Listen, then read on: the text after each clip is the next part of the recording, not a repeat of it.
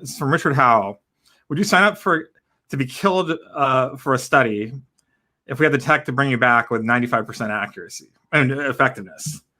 And there's a couple issues that will come out from this. One is like, is that 5%, worth it? Let's say we just changed to 100%.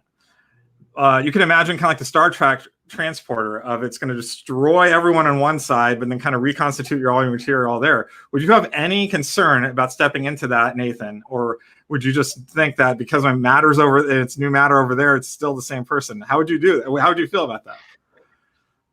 Right. This felt like the Star Trek problem that does it kill you every time it transports you? Thanks to the continuity of the self. Would I sign up for the study?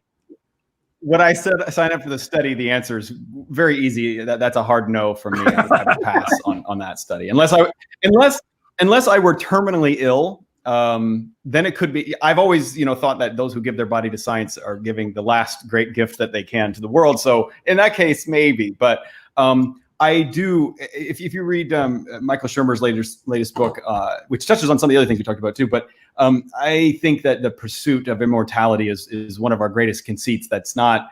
It leads us to poor decision making, I think, in a lot of ways. But I would not. Even as someone who's done aging research, I think our mortality is part of what's important to our nature. So no, I would not. Yeah, there's a really great a series online called Altered Carbon where it talks about immortal people and are they really even human anymore? You start to wonder if they're not.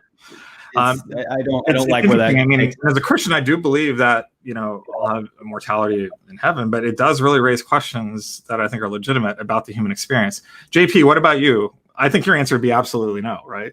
No, I'm not interested because unless my soul continued, I wouldn't be the same person.